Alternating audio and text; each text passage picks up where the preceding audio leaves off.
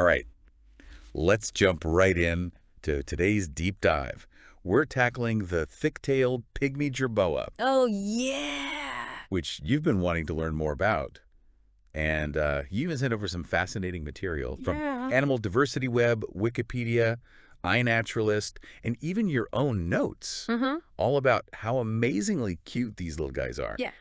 So let's dig into it and Okay. see what we can learn about this little desert dweller. Yeah, when I was looking at the sources, one thing that just popped out at me right away Yeah. is how much of their anatomy just screams desert survival. Really? Like every single feature, from that unusual tail to those three-toed feet.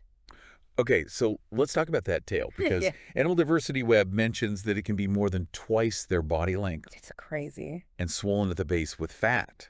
Right. What's the purpose of all that fat storage? So it's likely an adaptation to their environment, Okay. like their habitat, which is, steppes and deserts and these really harsh environments. Right. So that fat reserve is like a savings account. Wow. It helps them get through those unpredictable times when food is scarce. I see. And, the Animal Diversity Web article also mentioned that they may even use that fat storage to hibernate or go into torpor during really harsh conditions. Fascinating. Yeah. And you mentioned their feet, the three-toed feet. Right? I always pictured jerboas with more toes, like a kangaroo Oh, almost, yeah.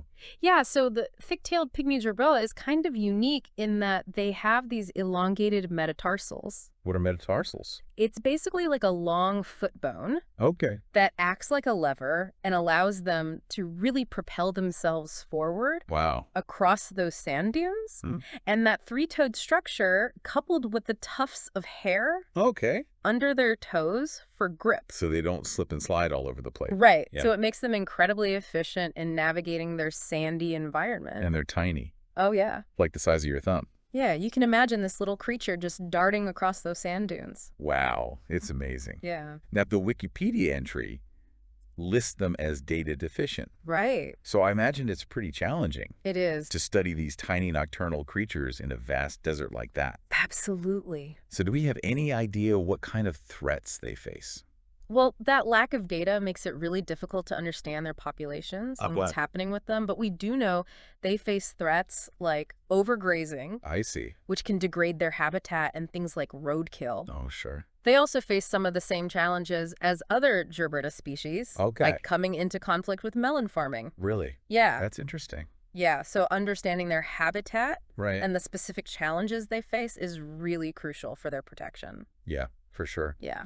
Now, those small, round ears are another interesting feature. They are, and like many desert animals, those smaller ears help to minimize water loss, which is, of course, essential for surviving in such an arid environment. It's all connected, isn't it? Absolutely. The tail fat, the feet, those ears. It's all about making the most of limited resources and surviving. Yeah, it's amazing how form follows function in nature. It really is. I have to admit that part of the reason I'm so drawn to these creatures Mhm. is just how incredibly cute they are. I know, right? It's undeniable. I put that in my notes, too. Yeah. I mean, you can't deny it. But the amazing thing is Yeah, that their cuteness is a byproduct of these incredible adaptations. that's right. Like those big, adorable eyes. Exactly, probably crucial for navigating and finding food in the dark. At night. Yeah. Yeah. Now, one thing that caught my eye in the Animal Diversity Web article was a mention of a thick-tailed pygmy jerboa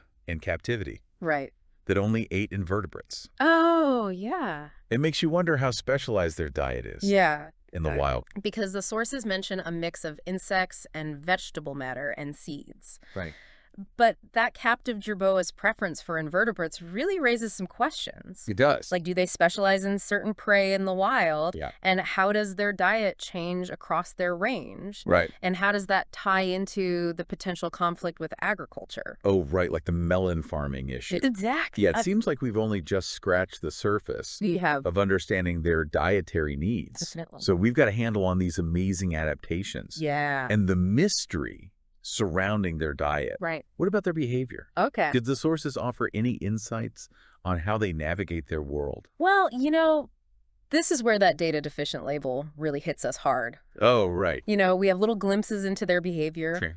but there are so many gaps in our knowledge. Like what? Well, the Animal Diversity Web article mentions that jerboas in general are pretty quiet, Oh. but some species communicate by tapping their hind feet. Oh, wow. So do thick-tailed pygmy jerboas do this? Right. How do they navigate those vast, sandy landscapes? Yeah. What are their social interactions like?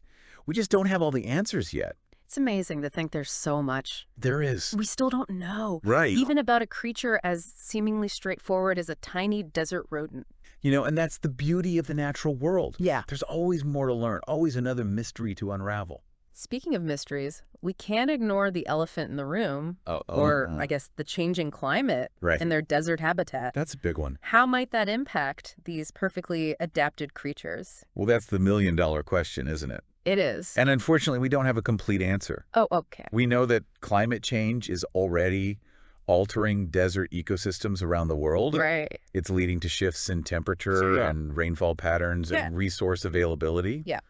So how will the thick-tailed pygmy jerboa with its very specialized adaptations, cope with these changes? Yeah. We need more research We do. to understand their vulnerability Okay. and figure out how to protect them.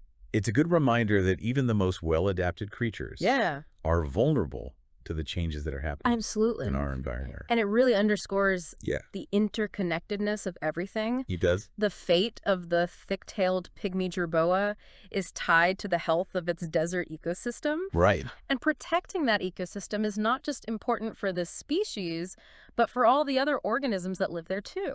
It's a sobering thought, It is. but also a call to action. I agree. Makes you realize the impact we have and the responsibility we all share to protect these fragile ecosystems. Couldn't have said it better myself. Okay, so we've explored their amazing adaptations, Right.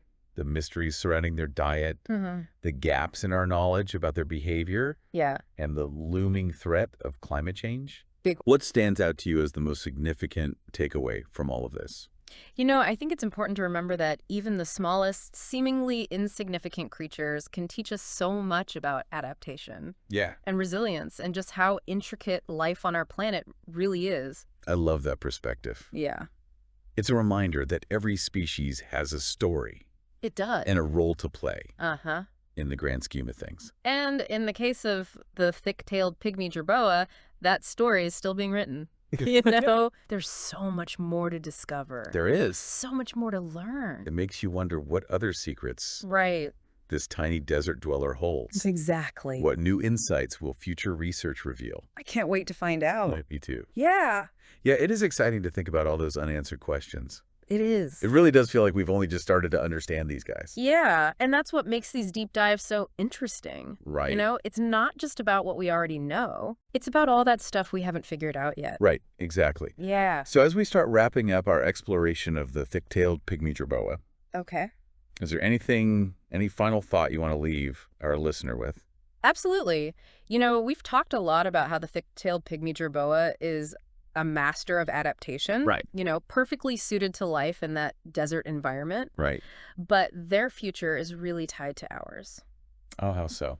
Well, the choices we make, both as individuals and as a society, Mm-hmm. will have a huge impact on their survival and on the health of their ecosystem. It's true. Yeah. It really brings it all back home. It does. It's easy to get caught up in all these fascinating details. It is.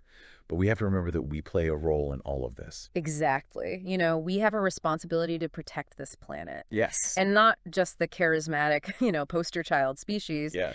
but all those tiny, often overlooked creatures Right. that make life on Earth so diverse and so amazing. That's a great point. So to our listeners out there, we hope you keep exploring. I hope so too. Keep asking questions. Keep that curiosity alive. And just keep diving deep into all these wonders of the natural world. There's so much out there. There is, and remember, even the smallest creatures can teach us something They can. about adaptation, about resilience, and about how everything is connected. They really can. And who knows, maybe someday, Yeah. thanks to all the research that's being done Uh-huh. and a commitment to conservation, Right. the thick-tailed pygmy jerboa will no longer be data deficient. Wouldn't that be great? It would, and instead, it'll be a species whose secrets we're starting to unravel. I love it. A real testament to the power of curiosity and the importance of protecting our planet. Beautifully said. Well, thank you for joining us on this deep dive. It was my pleasure. Until next time, keep exploring. Absolutely. Yeah, it really is exciting to think about all those unanswered questions about this little guy. It is. Makes you realize we've only just scratched the surface. Yeah, and that's what I love about Yeah. these deep dives, you know? It's not just about what we know, Right. but it's about, all those things that are still out there. Absolutely. Yeah. So as we wrap up our exploration of the thick-tailed pygmy jerboa, Okay. is there anything, any final thought, a nugget of wisdom you want to leave with our listener? I think, we've talked about how this jerboa is like a master of adaptation, Mm. so well suited to that desert environment. Right. But as we look ahead, Yeah. their story is really tied to our story. In what way? Well, the choices we make, Yeah. both individually Right. and as a global community, Okay. will have a big impact on whether they survive Oh, wow. and, how healthy that ecosystem stays. Yeah, that's powerful. It is. And, it kind of brings it all back home, doesn't it? It does. It's easy to get caught up in all the fascinating details, Right, of course. but ultimately, we have to remember that we have a role to play here. We do, yeah. We have a responsibility to protect this planet. We do. And not just the cute and cuddly animals. Right, not just the pandas and the polar bears. Exactly. Well, But all those tiny, often overlooked creatures. yeah, all those little guys that we don't always think about. But that contribute so much to, To do. the richness and diversity of life on Earth. And, the health of the planet depends on them, too. Well said. So, to our listener out there, Yes. keep exploring, keep asking questions. Learning. Keep diving deep into the wonders of the natural world. Absolutely. And, Yeah. remember that even the smallest creatures can teach us something. I love that. Yeah. Thank you for joining us on this deep dive. It was my pleasure. Until next time, keep exploring.